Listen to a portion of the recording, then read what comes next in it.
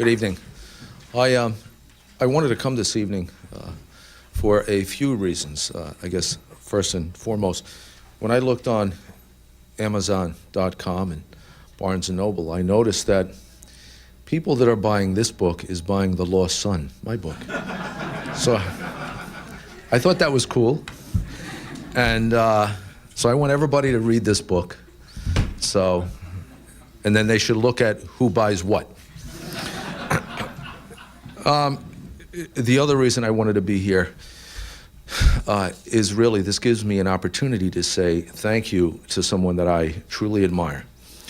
And I admire her for a number of reasons. But I guess first and foremost is because she has helped the New York City Police Department and policing around the country probably more than any one writer could imagine. In 1994, when the mayor took over, when Mayor Giuliani took over this city, crime rates, there were some of the highest in the history of the city. In 1990, there was some 2,245 homicides. The city had sort of the same reputation that Rikers Island had when I took over in 1995. It was too big to manage. It was too disorganized. There was not efficient management of the city, of the agencies within the city. And in 1994, things started to change, and it primarily started to change because of an internal management system called CompStat. Over the next 3 or 4 years, crime began to drop substantially. And in doing so, you had the criminologist, you had the New York Times, you had people from all over the world lying blame for crime reductions, including El Nino at some point. But nobody wanted to say that crime reduction was really because of the work that the men and women in the New York City Police Department was doing. In doing that work, it was a great benefit to the entire city. But primarily, it was a benefit to some of the poorest and some of the minority communities in the city. Nobody got it. Nobody understood it.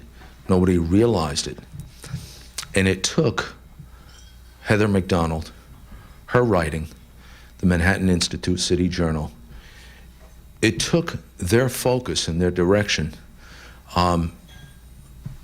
to get it out to the public, to make people understand, to make people realize that what was going on in New York City, one, was a benefit to the city, to the minority communities, to the poorest communities, and I guess two, that there were programs here that could be replicated all over this country. And that began to happen. Crime continued to drop. As crime dropped, the economy in New York City started to change. When Rudy Giuliani took over in 1994, the New York Times and Time Magazine had polls.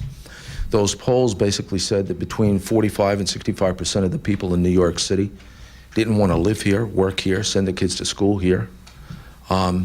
And if you asked all of those people why, there was one response, and that was crime. Mayor Giuliani decided that if you fixed crime, if crime started to drop, those issues that people were concerned about would start to change, and they did. The economy started to rise, real estate started to blossom, tourism rose to its highest rates in the history of the city. I think we dropped about 700,000 or 800,000 people from the welfare rolls. The entire city started to change. Once again, Heather McDonald helped get that out. She helped get it out because two things happen when you do this, and I'm in the middle of doing something in Mexico City right now with the mayor. And there are two primary issues in Mexico City. There is crime, actual crime, and there is perception. Exactly the same two issues that we had here in New York City. Crime started to drop in New York City almost immediately after Mayor Giuliani took over, but nobody felt it. And until they feel it, well, it really doesn't make any difference what happens. They don't care. They have to feel it. They have to perceive it. They have to realize it. And sometimes they have to be told over and over and over. And Heather helped to do that. One of the other reasons I wanted to come here was because I wasn't the police, I guess I was the police commissioner about 6 months. And I had been uptown. I took a train uptown up to Harlem. I came back from Harlem. I got off of the train at 42nd Street and 7th Avenue, and I saw 3 cops standing on the corner. I had gotten into my vehicle, and I was in a black Suburban with blacked out windows, and I saw these 3 cops, and there was cars all up and down 42nd Street blocking traffic, and I told my detective that was sitting in front of me, I said, do me a favor, I said, get that sergeant and have him come over and see me, because I wanted to tell him to move the cars off of the block. And the detective rolls down the window, and he looks out the window, and he says, hey, Sarge, can I see you for a second? At which time I hear someone say, no. Well, I won't say exactly what he said. But close to what he said was basically, no, we don't come to you, you come to us. You want to talk to us, you get out of the vehicle, and you come see us. So I says, okay. I says, he wants you to go to him, get out of the vehicle, and tell him I'm in the vehicle and I'm not getting out. The sergeant came over to the vehicle. I rolled down my window. I said, is that the way you talk to the public? And he just looked at me, at which time my detective said, Commissioner, it wasn't the sergeant. I said, well, who was it?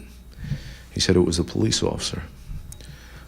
Well, now the sergeant had 2 issues.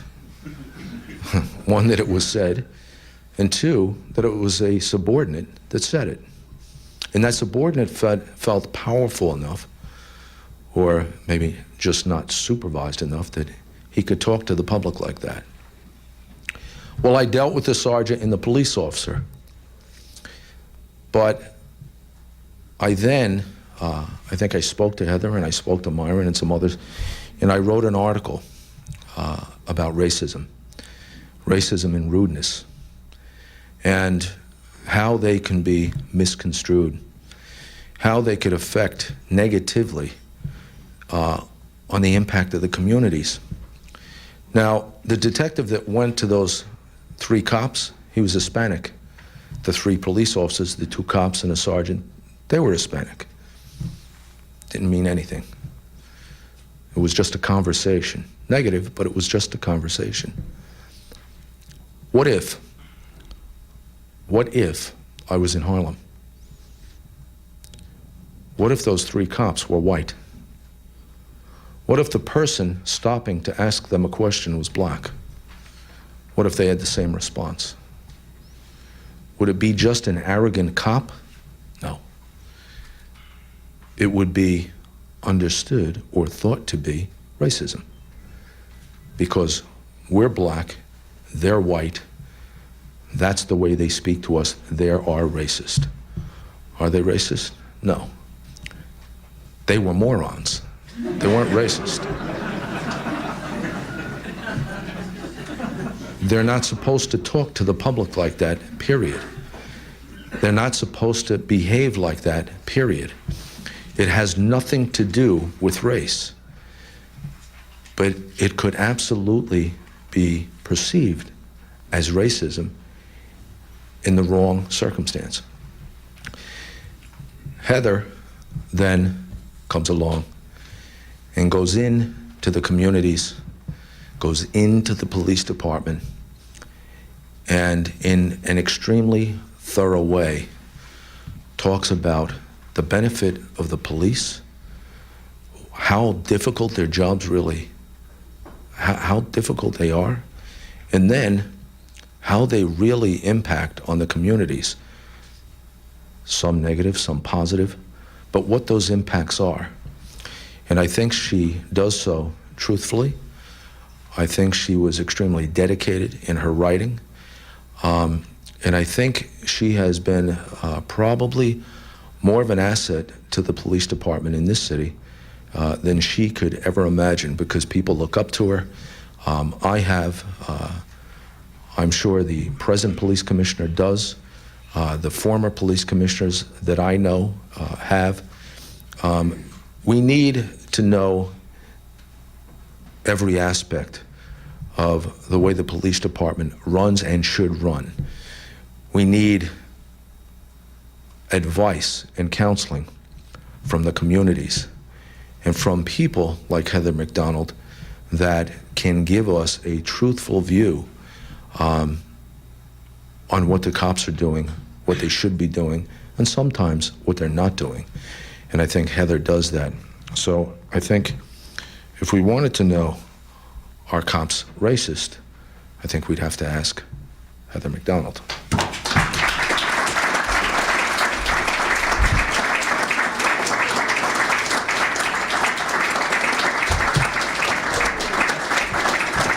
Thank you. Thank you so much. I'm extremely honored and frankly relatively speechless by Commissioner Carrick's kind remarks. This is a man who not only guided New York through the trauma of 9/11, but 2 months later turned around and published the aforementioned Lost Son, a fascinating account of his family background and his life on the NYPD. I don't suppose that Judith Regan will mind if I mention that the book is now available in paperback.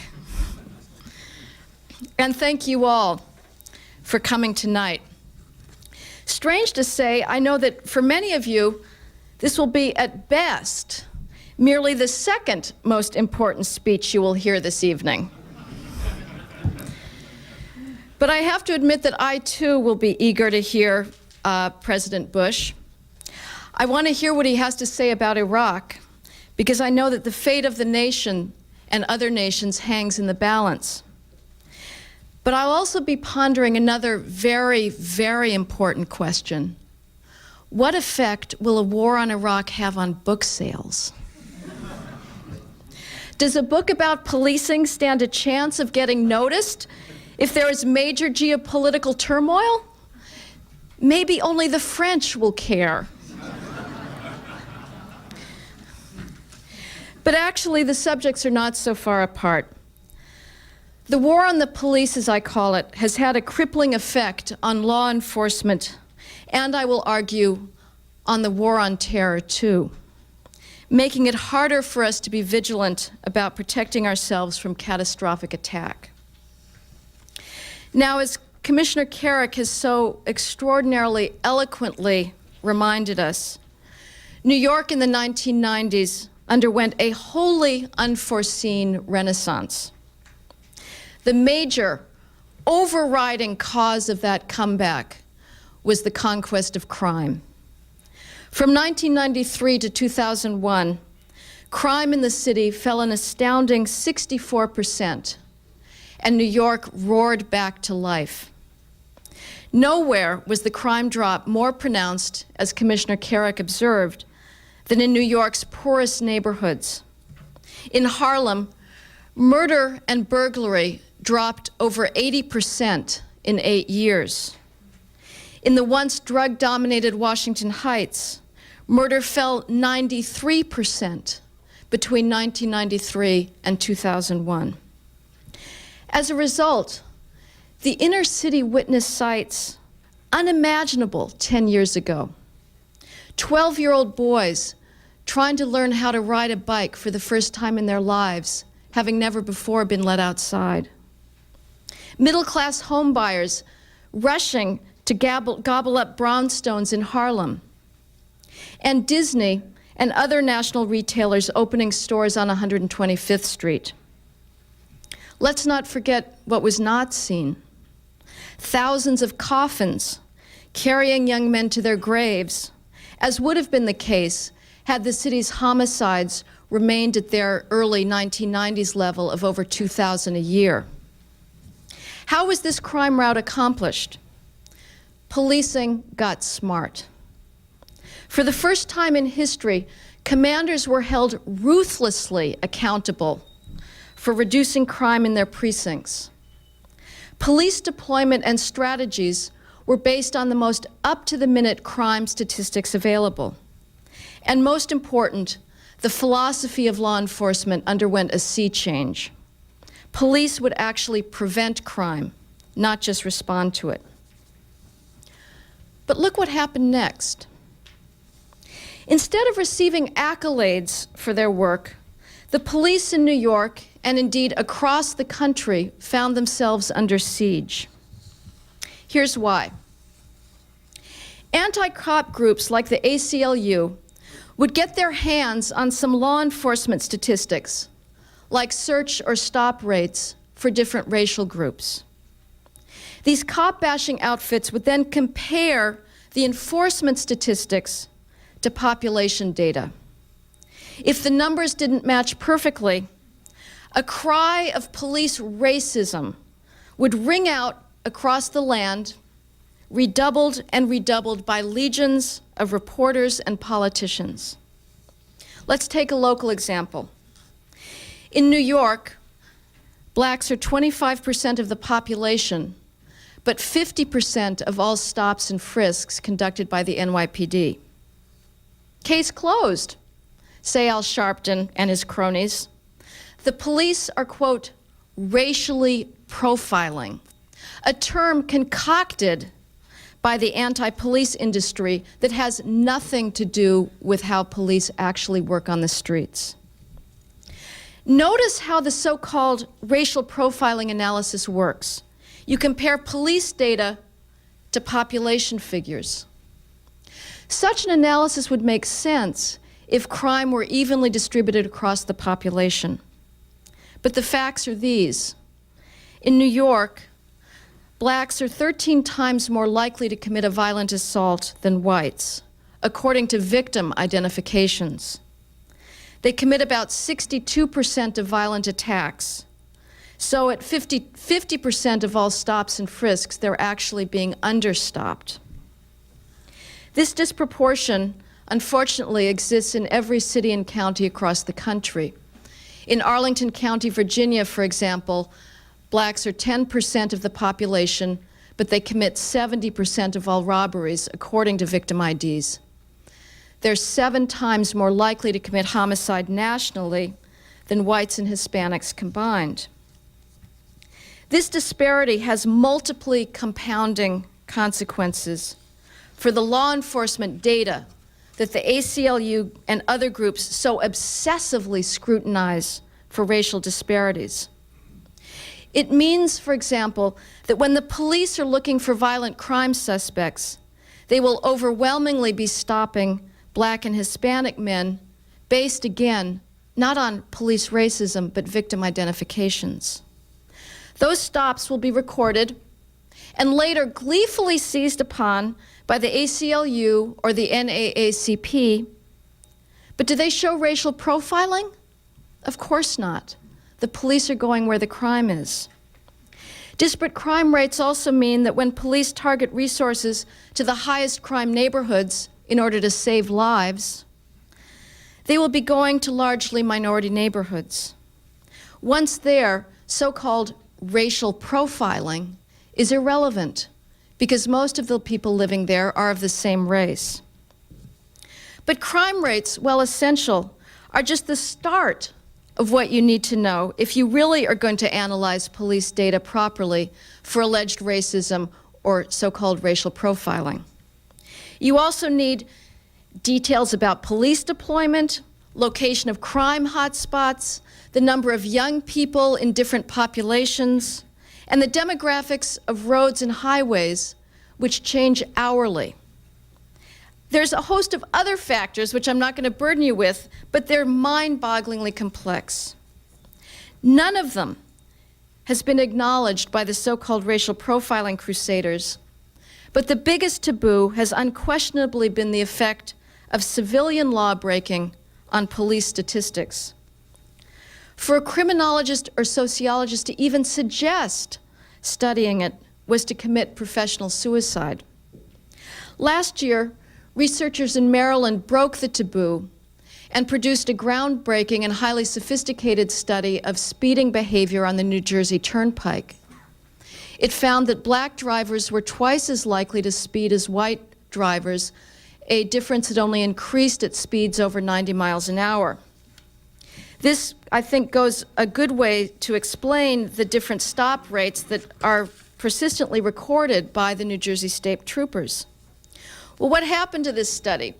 The Bush administration did everything within its powers to bury it, and it only saw the light of day when it was leaked to the web. Now, on the basis of these statistical studies that wouldn't earn an F in a freshman statistics course, the Clinton Justice Department in the 1990s went around the country slapping consent decree on city after city, on county and state after county after state, requiring police departments to compile exhaustive racial and ethnic data about their officers' every interaction with civilians. The presumption behind these data collection mandates was that the police, not criminals, were the country's main law enforcement problem. Even cities and states that had somehow escaped a federal monitor imposed their own data collection mandates on their officers. The effect of this crusade has been devastating. On a practical level, the task of collecting and compiling vast amounts of racial data now being generated on the streets has sucked hundreds, thousands of officers off of patrol duty and spit them out into offices where they're busily trying to compile the data for the Justice Department to oversee or for their own local police monitors. At a time when the threat of terrorism and rising crime rates makes manpower on the streets a vital necessity. But more profoundly, the anti-cop juggernaut has sent the message to officers that if they have, quote, too many interactions with minorities, it's because they're racist, not because they're trying to do their jobs in good faith. To a cop on the beat, the current situation feels ironic, to say the least. For decades, the racial rap against policing was that it ignored crime in poor neighborhoods. And unfortunately, this charge was often justified. Now, thanks to the innovations of departments like the NYPD and data-driven policing, such unconscionable neglect is a thing of the past. But when departments respond to the heartfelt demands of law-abiding inner-city residents for public safety, they'll inevitably generate law enforcement data that will be used by anti-cop advocates to prove their racism. Many officers have responded by shutting down. Police morale across the country has been crushed by the years of cop bashing in the media. In city after city, stops and arrests have fallen dramatically following a racial profiling hysteria, and crime has shot up. In 2001, in Cincinnati, there were anti-cop riots in the spring, followed by an international storm of media attention claiming that the Cincinnati police were egregiously biased. What happened in the summer, Cincinnati became a bloodbath. It was like the Wild West. They'd never seen such levels of violent crime. The victims, needless to say, were almost entirely young black men. Pittsburgh, which got the second federal consent decree in the country, there the officers report making arrests by quota. Since each individual officer is now tagged for his interactions and arrests based on the race of the civilians, officers say if they've reached their quota for black arrests that month, they'll stop and start looking for white people to arrest. In Maryland, over the last 8 years, drug interdictions on the highways have dropped 90%. Now, my guess is that drug trafficking didn't go down a comparable amount. What happened was, again, they have been under litigation for racial profiling for the nearly 8 years. Now, let me clarify what I am not saying. I am not advocating racial profiling. I don't think the cops do it. I don't think they need to do it. My claim is that the statistical evidence that has been proffered again and again isn't worth the paper it's written on. It's worse than junk science. Are there lazy cops who use race as a proxy for criminality? Of course. And they should be ferreted out and retrained. But is police racism the endemic problem that the New York Times and the ACLU would have us believe? Absolutely not. The real problem, as Commissioner Carrick has pointed out, is courtesy. The officers need a little training in manners. Frankly, they face an enormous challenge in retaining their civility. They see the worst of human nature. They're under constant assault from people on the street, but all the more reason why they have to learn to treat people respectfully. If we could take care of that problem, I think many of the others would fall away. But I have to say that I think that if every cop were struck colorblind today, I don't think that the law enforcement data that the ACLU relies upon so heavily would look a whole lot different. Another thing that I am not saying that the majority of blacks and Hispanics in this country are lawbreakers. To the contrary, the majority obey the law with respect, and they desire public safety as much as anybody else. The most ludicrous aspect of the profiling juggernaut is that it purported to be about helping inner city residents. Well, that not according to the ones that I've talked to. Go to any police community meeting, and the only thing you'll hear is, bring us more cops. Why aren't you getting the drug dealers off the streets? Why are you allowing these guys to loiter? As I've discovered, inner city residents aren't really big fans of most Supreme Court decisions on criminal procedure, including the evisceration of loitering laws, and many others that I'm not going to go into. Mayor Giuliani held a town hall meeting in Harlem in 2001. This was unfortunately his first trip up to the city, up to that part of the city. And I would have expected, and I'm sure all of you would have expected, that given the previous 8 years of press coverage, the World War II level New York Times coverage of the Diallo tragedy, and the subsequent coverage of the Dorismond shooting, that there would have been one unanimous cry to Mayor Giuliani to call off the cops, complaints about police brutality and profiling. Well, I actually have a tape from the meeting, and I urge you all to look at it. It's quite instructive. The only thing people complained about was that Giuliani hadn't done enough to bring crime down. There the man was, poor guy, saying, but wait a minute, I've got the statistics I can show you, 80% down in Harlem. What are you talking about? All we see is drug dealers, get them out. One man actually asked Charles Rangel to declare a state of emergency, not, I guess, appreciating who it was he was addressing.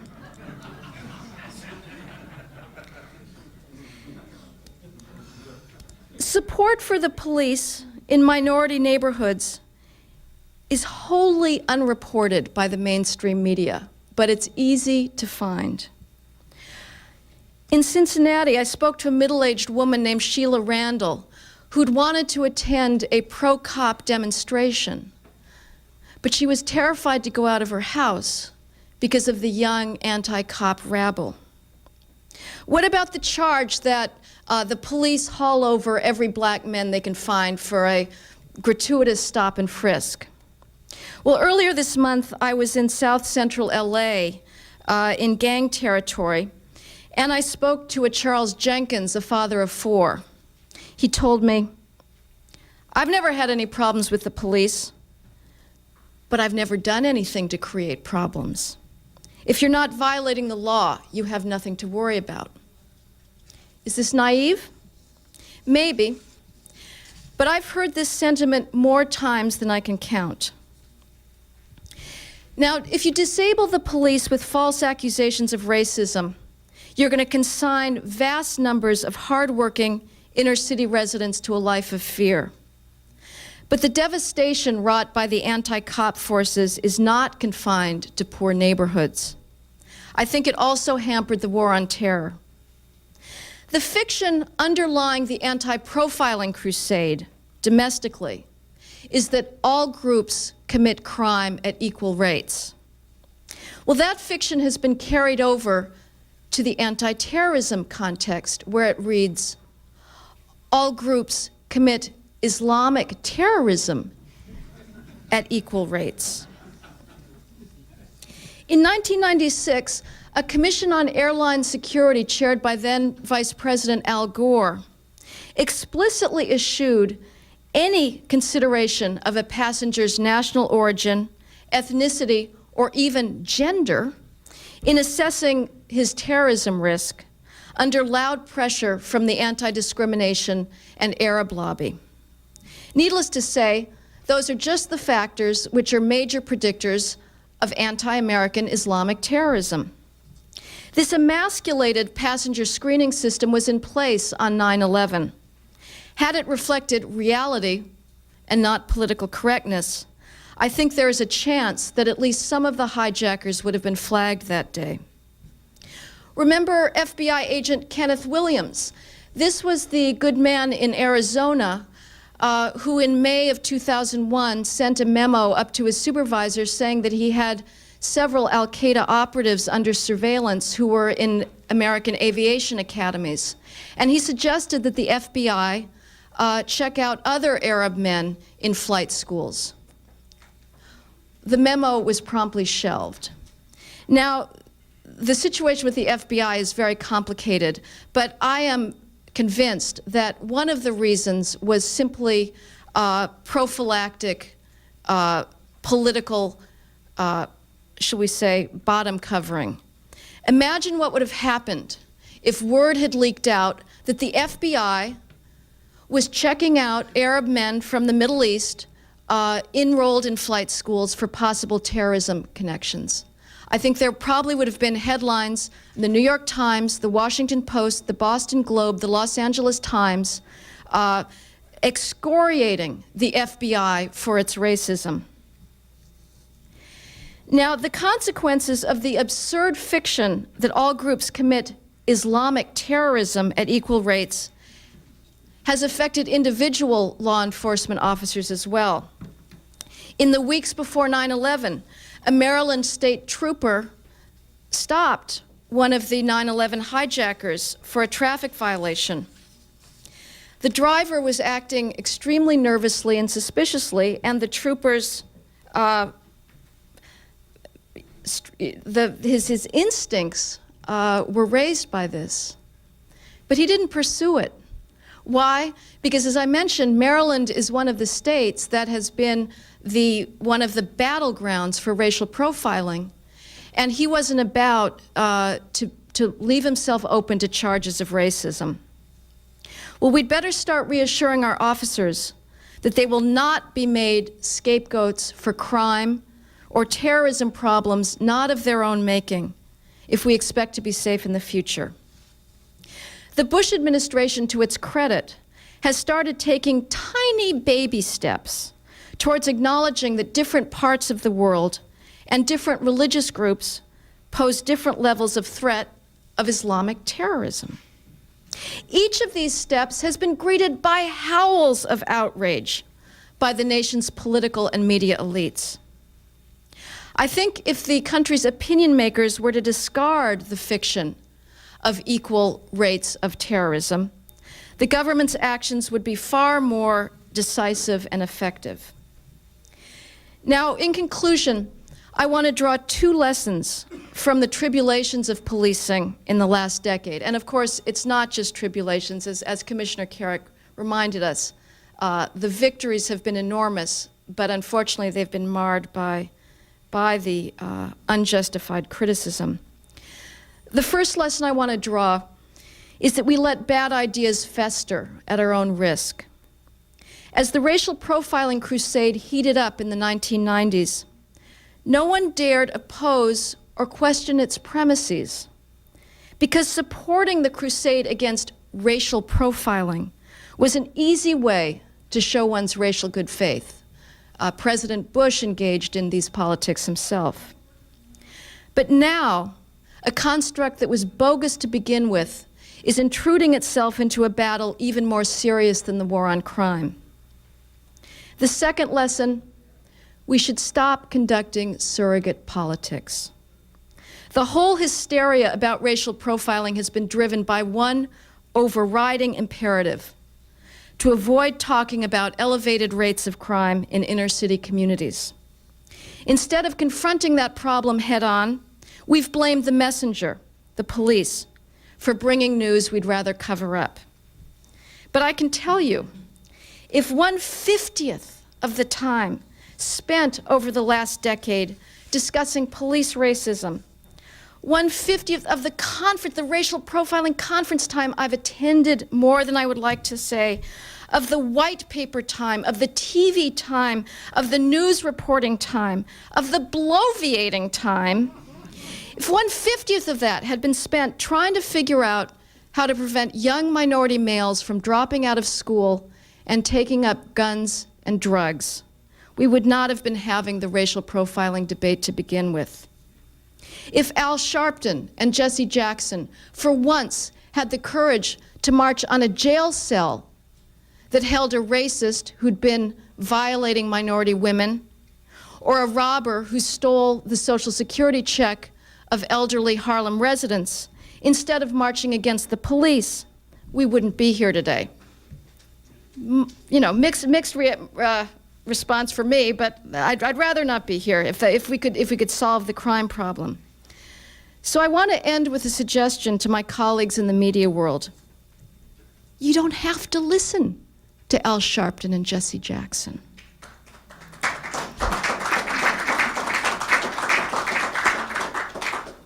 Go into the inner city. You'll find eloquent, magisterial voices calling for personal responsibility and a respect for law and order. People like Babe Baker and Tom Jones in Cincinnati, who I've had the privilege to meet, or Oljan Williams in Indianapolis. Unfortunately, until now, the elites have not bothered to listen to such people. If they did, we'd all be looking forward to a better future. Thank you very much.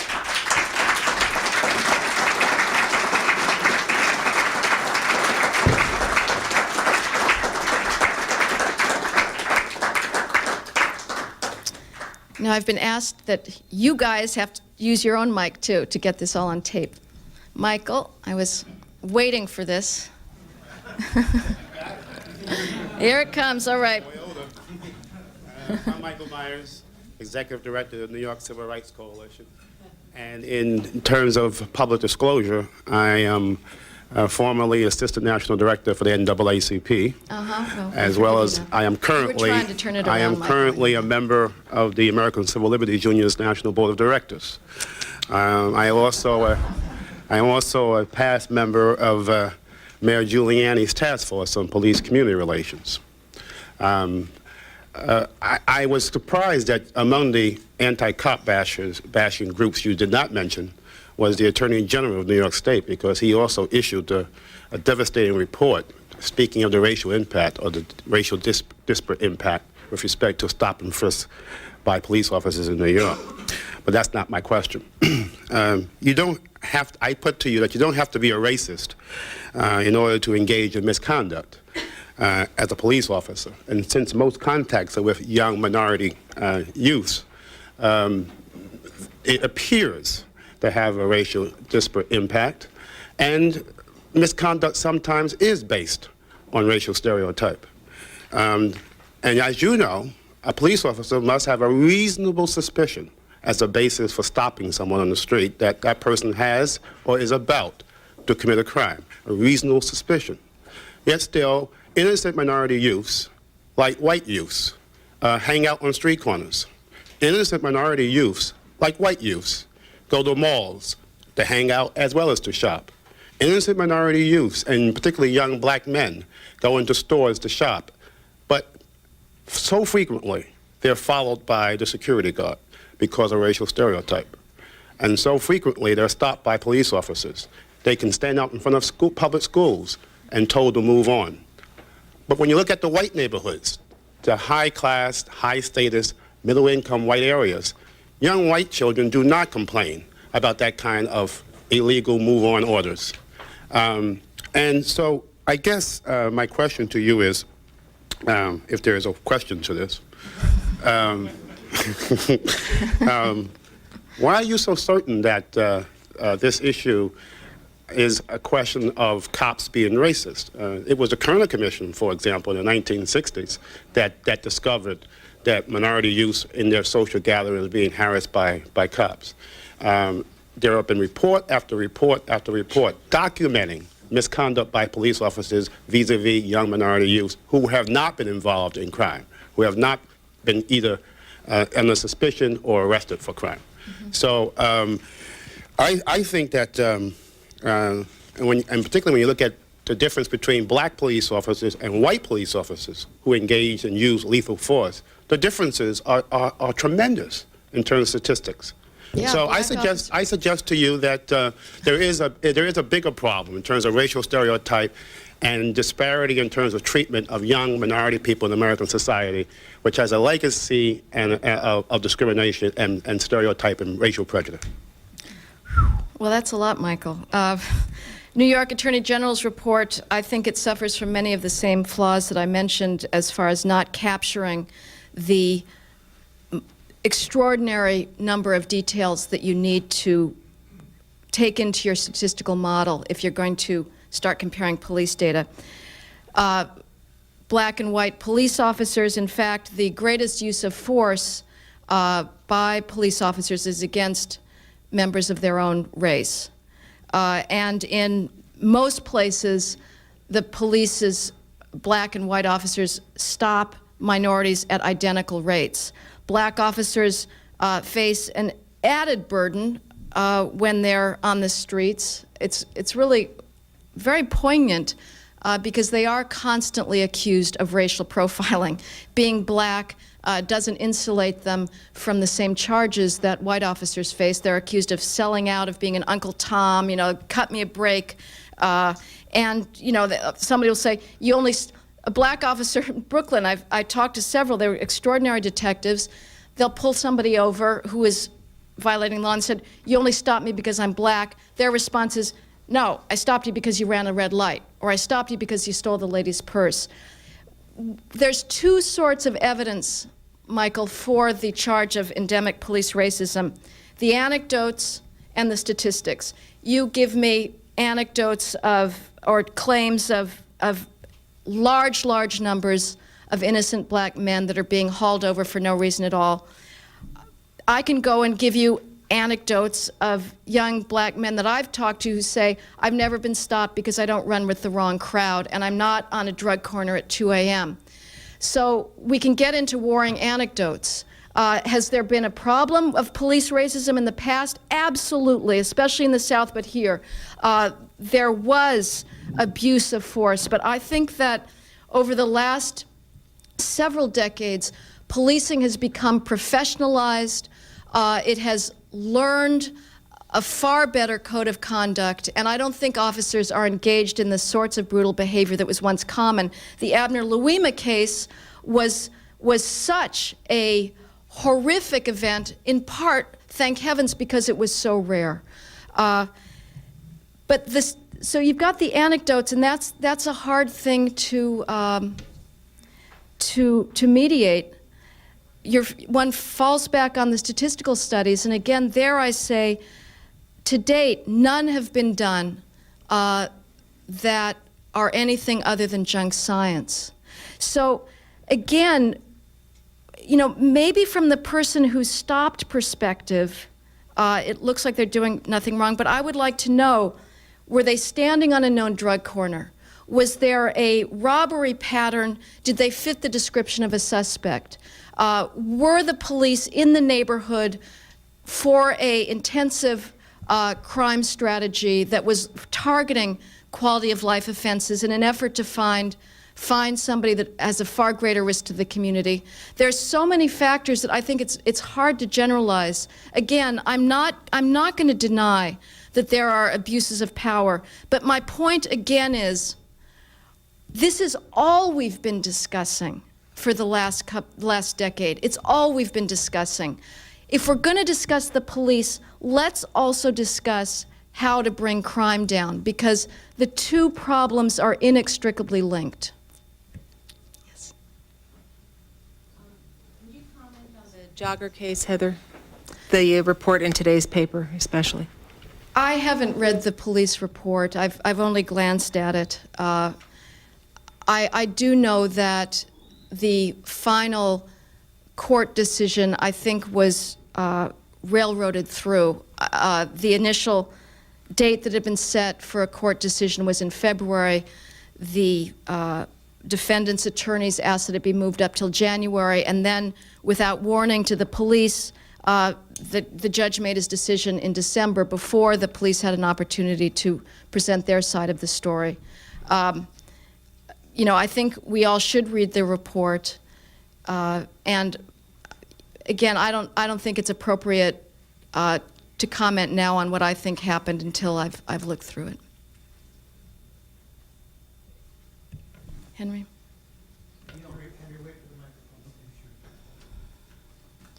I think you and I think you, but perhaps others, have written that the reason that the FBI CIA were inhibited in catching the Arab terrorists was a set of regulations in 1995 imposed by Janet Reno, imposing a Chinese wall on the dissemination of information.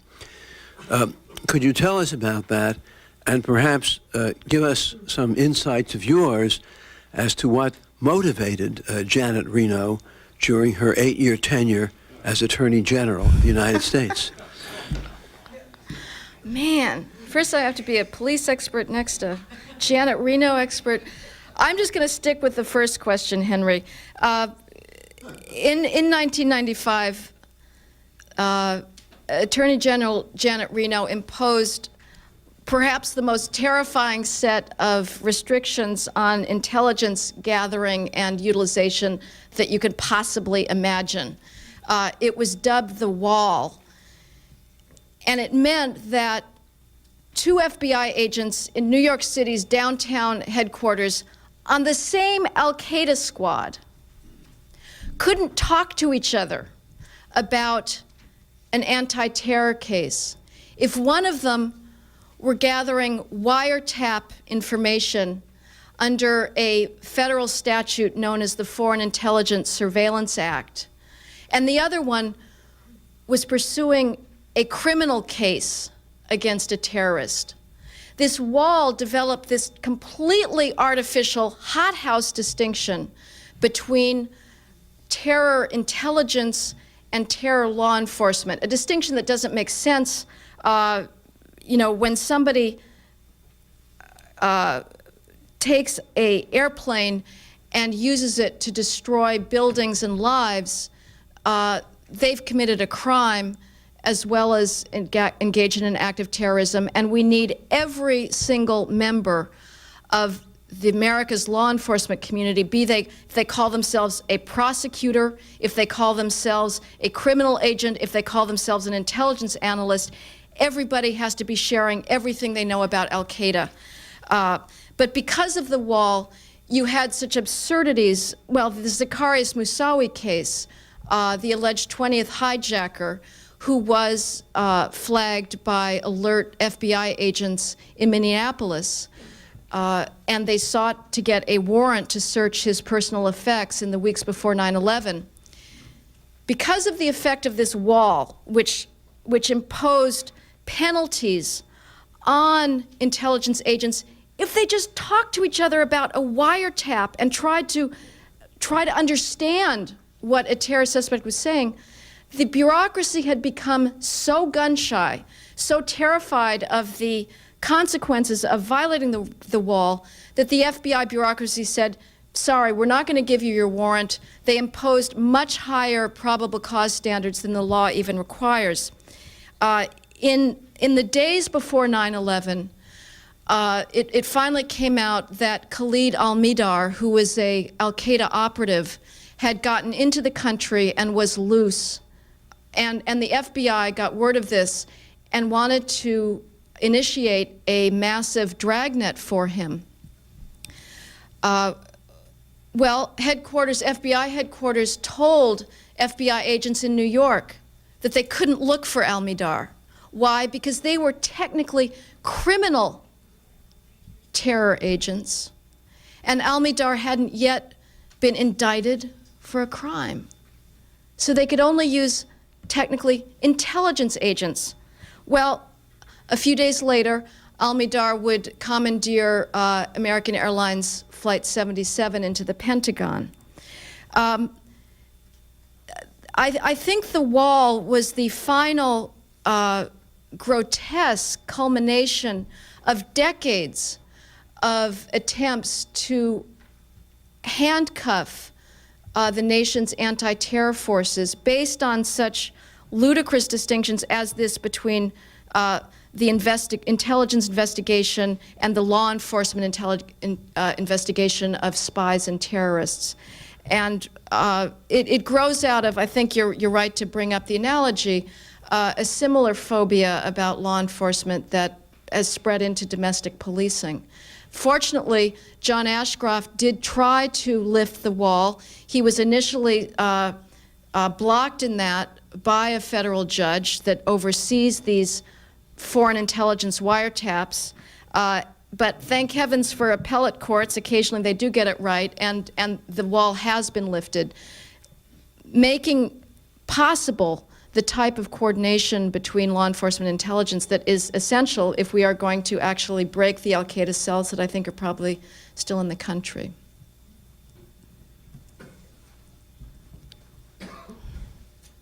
Hi, Bob Cressy.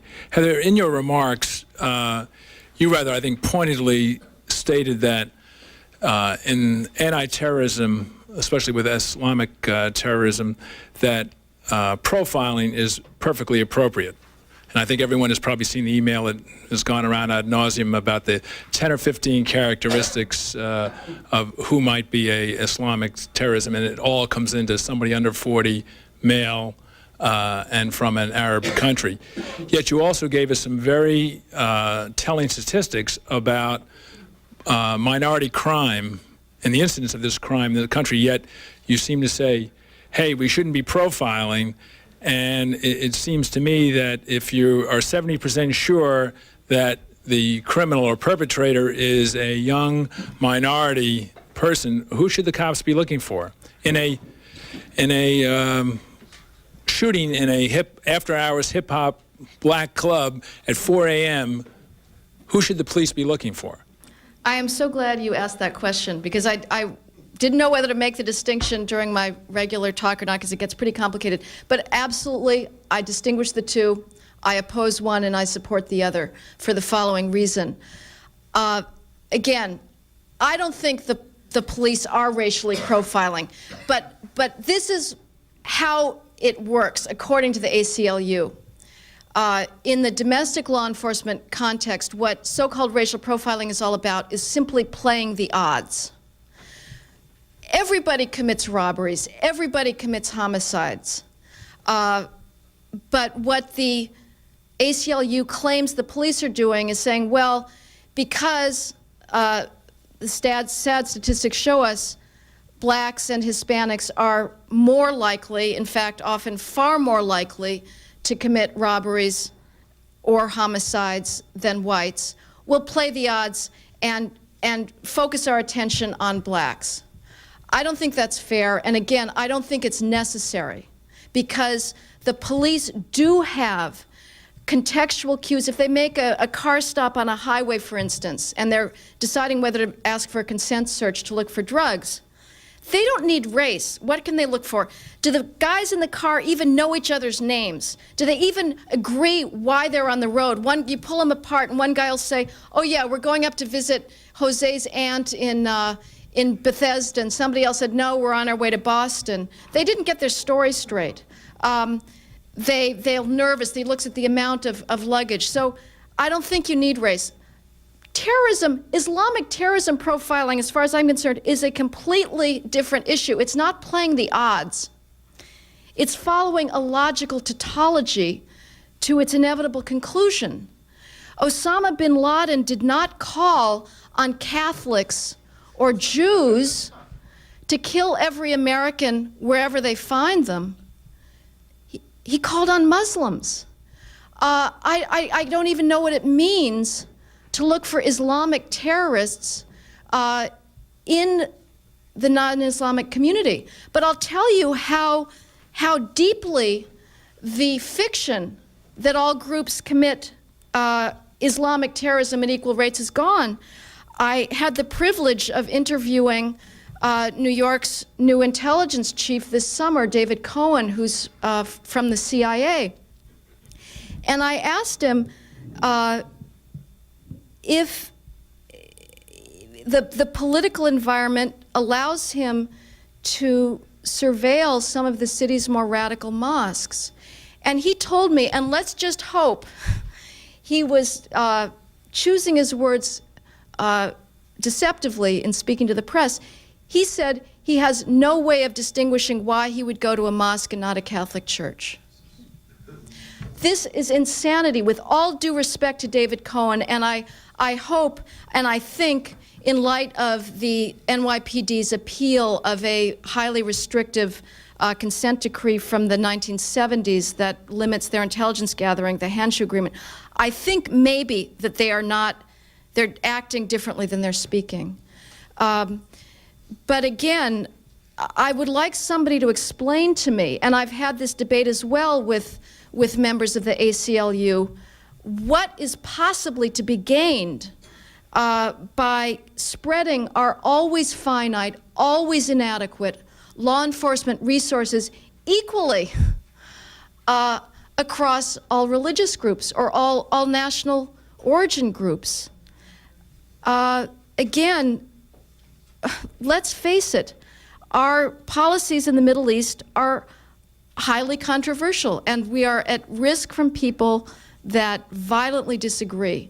I don't think a Lutheran from Minnesota or a Southern Baptist from Mississippi is going to be moved to take as many American lives because of America's role in Saudi Arabia or the Middle East. So, as I say, in the one case you're playing the odds, in the other you are simply taking Osama bin Laden at his words and following what is a logical necessity. So I think we're going to have to adjourn, but I want to thank Heather. Thank you.